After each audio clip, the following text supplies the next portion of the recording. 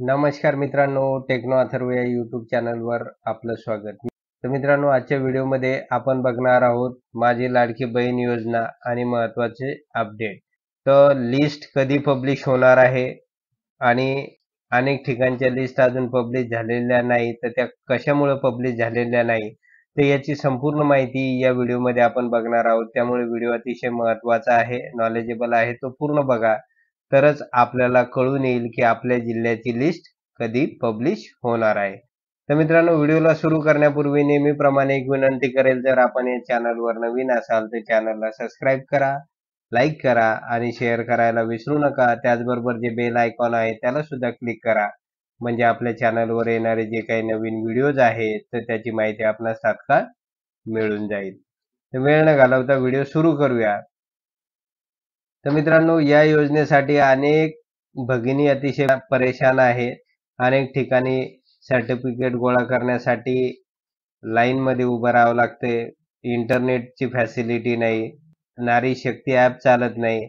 अशातच काही ठिकाणी स्थानिक पातळीवर ह्या लिस्ट पब्लिश होणे सुरू झालेले आहे आणि धुळेची महानगरपालिका ही महाराष्ट्रातील एकमेव महानगरपालिका आहे की त्यांनी आपल्या वेबसाईटवर पात्र लाभार्थ्यांच्या लिस्ट पब्लिश केलेल्या आहे. परंतु महाराष्ट्रात इतर ठिकाणी अजून कुठेही बाकी लिस्ट पब्लिश झालेल्या नाही आणि आपली टीम त्याच्यावर सतत काम करत आहे.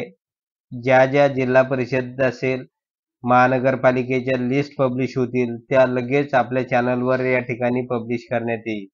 तर मित्रांनो, काही ठिकाणी स्थानिक पातळीवर ग्रामपंचायत असेल किंवा अंगणवाडी सेविका कार्यालय आहे, तर या ठिकाणी लिस्ट पब्लिश झालेली नाही, परंतु त्यांच्याकडे जी कॉन्फिडन्शियल लिस्ट आहे तर त्या ठिकाणी मात्र त्यांच्याकडे ती लिस्ट आहे. तिथे जाऊन ते पाहता येईल, आपल्याला चौकशी करता येईल.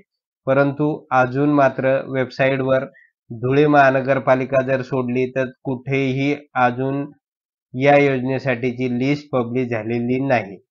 त्यामुळे अजून वेट करा. येणाऱ्या 3-4 दिवसामध्ये अनेक ठिकाणी आपल्याला ह्या लिस्ट पब्लिश झालेल्या पाहायला मिळतील.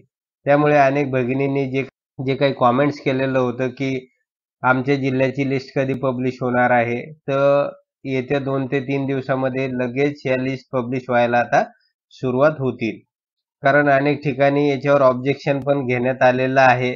नेमकं ही जी लिस्ट आहे, लिस्ट पब्लिश करत असताना अकाउंट नंबर, पॅन कार्ड, आधार कार्ड हे सगळंच पब्लिश करावं लागणार आहे. त्यामुळे सिक्युरिटी रिझन सुद्धा हा एक मोठा इश्यू असणार आहे. त्यामुळे नेमकी ती पब्लिश करत असताना जे काही काळजी घ्यायची आहे, तर त्या संदर्भात प्रशासन योग्य ती काळजी घेण्याचा प्रयत्न सुद्धा करत आहे. जशी लिस्ट पब्लिश होईल आपल्या जिल्ह्याची, आपल्या तालुक्याची किंवा गावाची, तर ती लिस्ट आपल्याला लगेच आपल्या चॅनलवर पाहायला मिळेल. तर एवढंच होतं मित्रांनो या व्हिडिओमध्ये. जर आपणास हा व्हिडिओ आवडला असेल तर चॅनलला सबस्क्राईब करा, लाईक करा आणि शेअर करायला विसरू नका. धन्यवाद.